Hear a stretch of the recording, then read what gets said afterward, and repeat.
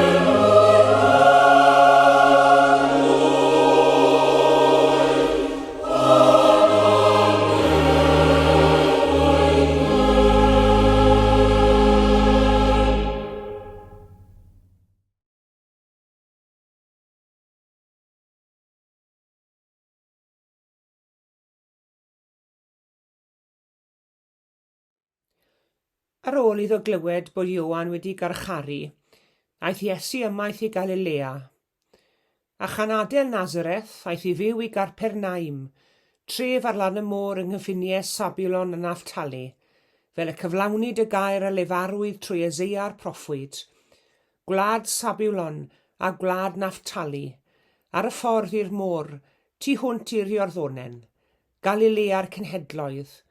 Y bobl oedd yn trigo mewn tywyllwch a welodd oleuni mawr, ac ar drigolion tir cysgodangau a gwawriodd goleuni. O'r amser hwnnw y dechreuodd Iesu bregethir genadwri hon. Ediw farhewch, oherwydd y mae teyrnas nefoedd wedi dod yn agos.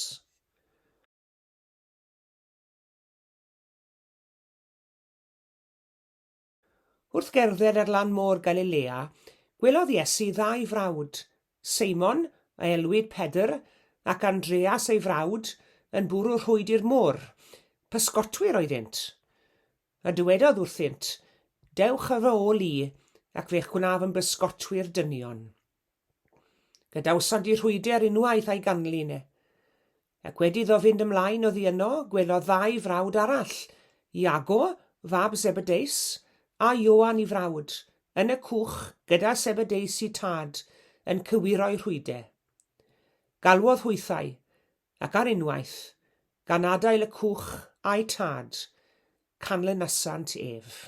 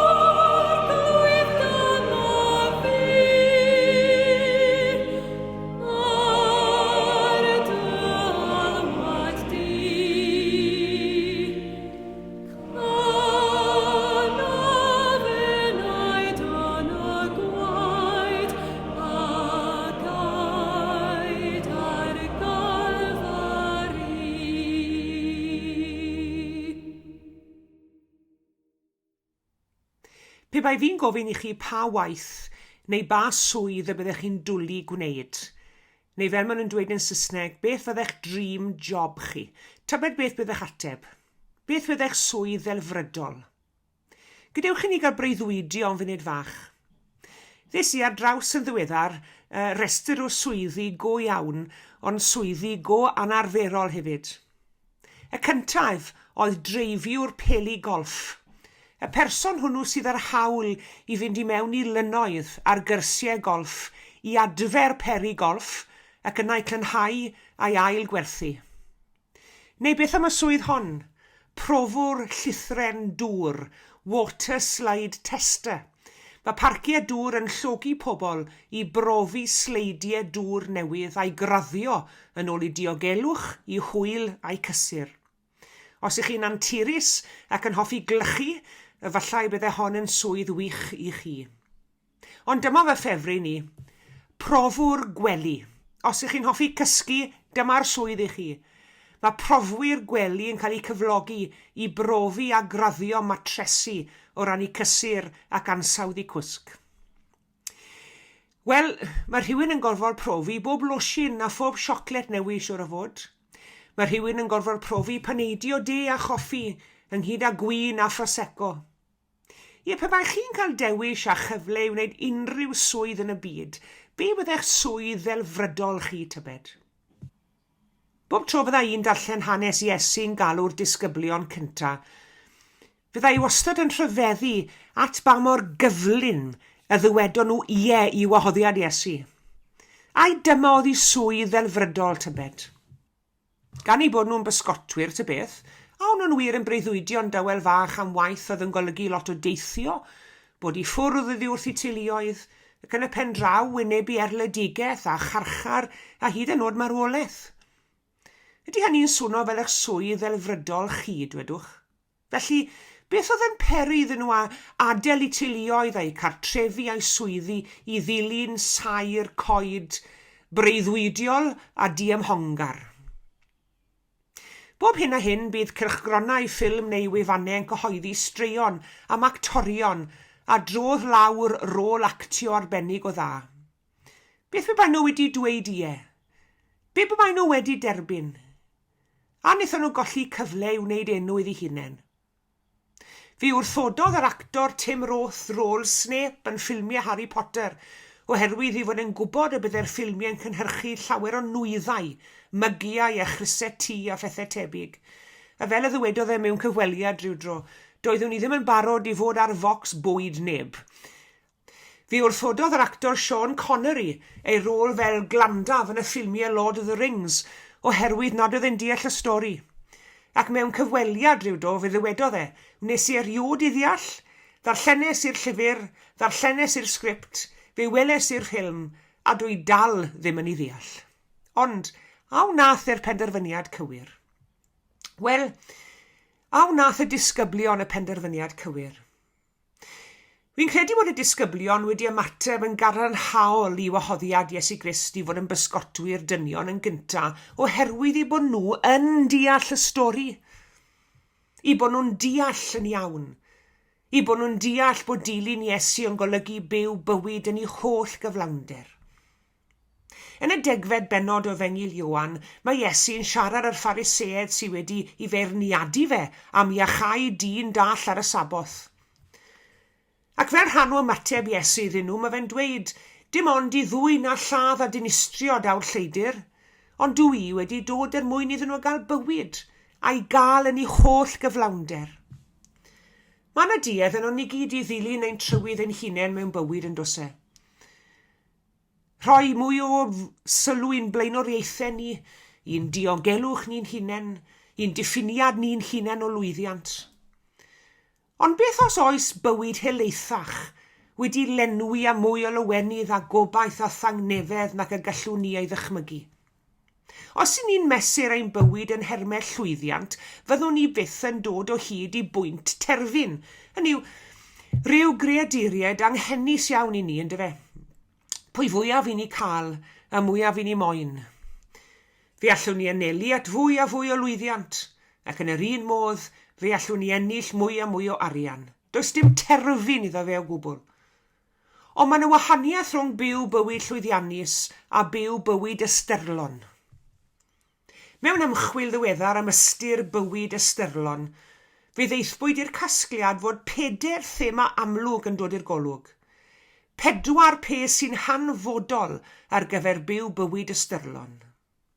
Yr ymdeimlad o berthyn, yr ymdeimlad o bwrpas, y gallu droi profiadau bywyd yn stori ystyrlon, a phrofiadau o ymdeimlad ein bod ni'n gysylltiedig â rhywbeth mwy ac uwch na'n stad corfforol ni.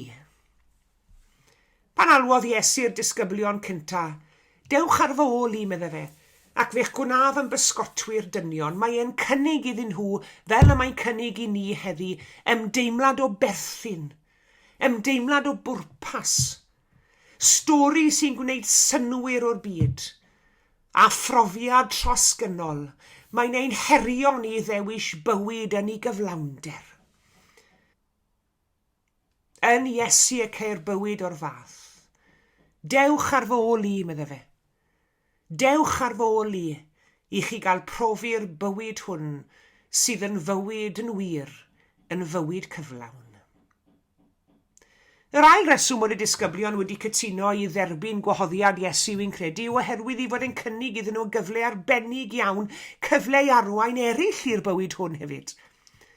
O brofi'r bywyd yn ei gyflawnder yn niw, fe geson nhw'r cyfle I weithio yn ymyl Iesu I arwain eraill at ffynhonnell y bywyd hwnnw. Wrth i'r pysgotwyr yma adael popeth I gwaith, I cychod, I pysgod, I bywoliaeth, I hardal, mewn ymateb I wahoddiad Iesu i'w ddilyn ef. Yr hyn wy'n gweld fan hyn yw criw o ddynion sy'n dewis rhoi Iesu'n flaenoriaeth, a rhoi ei blaenoriaethau nhw naill ochr. Nawr mae hanes yn frith o bobl sydd wedi gwneud yr union yr un beth a'r disgyblion, bobl sydd wedi rhoi'r gorau i'w bywoliaeth, wedi rhoi'r gorau i'w gyrfau, mwyn gweithio gwaith yr arglwydd, ac I ni'n llawn edmygedd o'r bobl hynny, ond falle nad yw bywyd pawb ohono ni wedi arwain at gymryd camau cweit mor ddramatic. Ond serch hynny, edrychwch ar ystyr symbolaidd y weithred hon gan y pysgotwyr, newid I blaenoriaethau wnaethon nhw'n dyfe. Peidiwch a rhoi ein hunain yn flaenoriaeth, a mae hynny o fewn ein gafel ni gyd bob yr un ohono ni. Pan ddwedodd Iesu dewch ar fy ôl I ac fe'ch gwnaf yn bysgotwyr dynion, nid cynnig swydd fel frydol iddyn nhw oedd e'n gwneud, ond cynnig llwybr newydd. Llwybr o'i cerdded, a fydde'n I harwen at fywyd mwy na'i bywydau gyda'i pysgod a'i rhwydau, bywyd yn ei holl gyflawnder, ac yn cynnig cyfle hefyd iddyn nhw ddod ar nerth a neges y bywyd hwnnw I bawb o'n nhw'n cwrdd â nhw. Nawr, gall unrhyw un yn Eliad greu bywyd llwyddiannus, ond mae gyda ni gyfle bob dydd I ddewis bywyd sy'n cael yn bwyntio naill ai ar ein agenda ni'n hunain, neu fywyd sy'n canolbwyntio ar waith yr arglwydd Iesu. Fe allwn ni ddod â bywyd a goleini'r byd, ac fe fydd dylanwad y bywyd hwnnw yn bell gyrhaeddiol. Fe fydd I ddylanwad yno o hyd ar ôl ein dyddiau ni. A dyna paham I ni'n cwrdd yma heddi, yn gymdeithas o bobl fyw, oherwydd yr rhai yn y gorffennol sydd wedi ymateb yn gadarnhaol I alwad Iesu, dewch ar fy ôl I.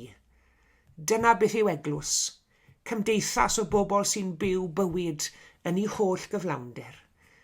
Falle bod I ddim yn dream job I bawb, ond os nad yw i'n dream job, mae'n fraint aruthrol, a braint pellach yw diogelu bywyd yr eglwys Gristnogol heddi, mwyn medru parhau I rhannu'r bywyd yng Nghrist gyda'r cenedlaethau a ddaw ar ein hôl. Amen.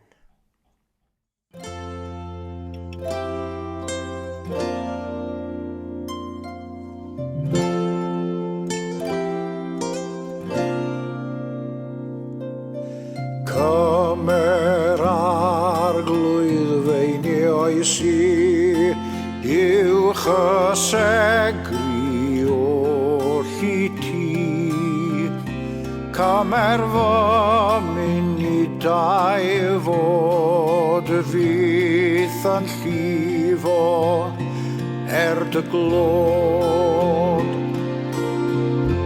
Cymer di fy nwylo'n rhodd, fydd i'w wnaeth i'r wrth dy fodd. Cymer i o'r fy neidroed i, gwna hwy'n weddau dder o ti.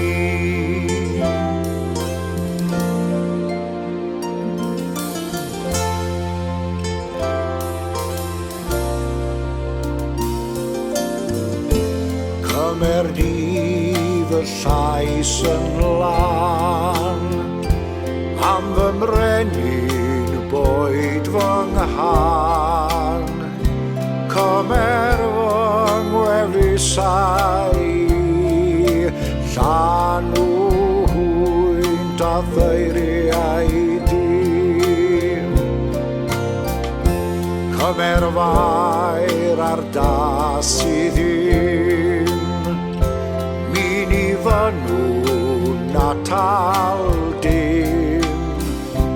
Cymer fy nghyneddfaen llawn, i ddwasanaeth tro bob dawn.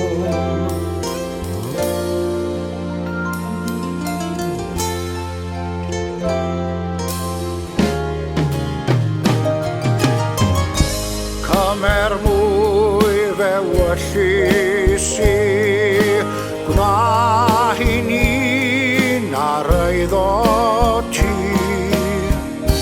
Cymer i ti'r galon hon, yn o'r seddfainc dan fy mron. Cymer fy serchiadau o'r, wrth dy draed rwy'n bwrw stor. Cymer arglwydd, cymer fi, byth yn unig oll i ti.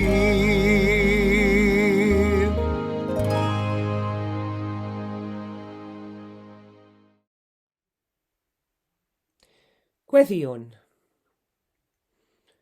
Dragwyddol Dduw Dad, am i ti yn cyfarch yn dy fab Iesu Grist, i ni'n dyrchafu'n lleisiau mewn mawl i ti ar y diwrnod newydd hwn. Am i ti ddangos i ni dy gariad, i ni'n mynegu'n cariad tuag ata ti.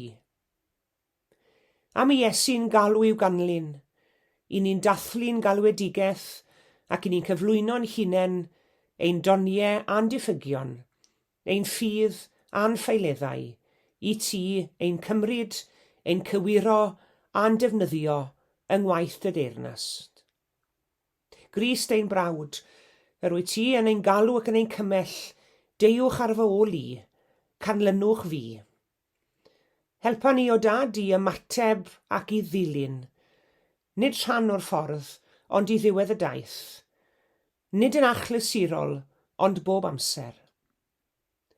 Helpa ni ganlyn trwy ddyfroedd dwfn dyfedydd, i edifarhau am feiau ein doi ein hechddoe, i ymolchi yn ffrydiau dy fyddeiant, a chyda thi i wynebu her y byd mewn i fuddod i alwad y tad. Helpa ni ganlyn i unigeddau'r anialwch, i ymprydio gweddio gyda thi, i ymwrthod â ffug werthoedd moethusrwydd, a ffordd poblogrwydd a llwyddiant, a grym ac awdurdod bydol. Helpa ni ganlyn di gwmni'r gwan a'r gwrthodedig, i ymgeleddu'r gwahanglwydd, i gyhoeddi myddeiant i'r eog, i gynnu cyfeillgarwch i'r unig a'r di-gyfaill, i dorri bara'r bywyd a'r newynog. Helpa ni ganlyn ar dy daith i Jerusalem, i rodio'n ifydd ac yn wrol, i wynebu gwrthwynebiad a gwawd y byd, ac i lynu'n ffyddlon wrthyt, y nawr dy bradychu, y cyfaddawdi a'r cilio. Helpa ni'th ganlun di galfaria ac i yng dy groes, i ddweld yn un a holl ddioddefiadau'r byd, i brofi rhin y cymod rhwng Duw a dyn, i osod ein gobaith yn dy gariad a berthol, ac i farw i bob balchder a phechod sydd yno ni. Helpa ni'th ganlun allan o dywyllwch y bedd i wawr y trydydd dydd, i rannu yn dy fywyd atgyfodedig, i'n hadnewyddu ar ddelw dy gariad, i ddwasanaethu fel dy gorff newydd yn y byd, i barhau dy waith ac i estyn dy deyrnas. Iesu, cymorth ni i'th ganlun yn awr a hyd byth. Ein tad yr hwnnwyt yn y nefoedd, sancteiddi'r denw, deled y deyrnas, gwyneler dy ewyllus, megis yn y nef felly ar y ddeiar hefyd. Dy roi ni heddiw ein bara beunyddiol, a madda i ni ein dyledion, fel y myddeiwn unna i'n dyledwyr. Ac nac arwain ni brofedigaeth, eithi'r gwared ni rhag drwg, canis eiddo ti yw'r deyrnas, a'r nerth, a'r gogoniant, yn oes oesoedd. Amen.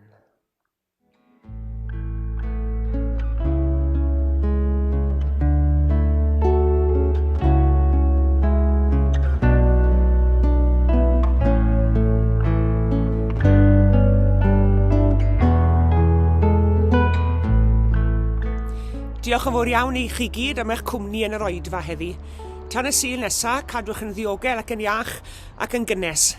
A gras ein harglwydd Iesu Grist a chariad Duw a chymdeithas yr ysbryd glân, a fyddo gyda ni oll. Amen.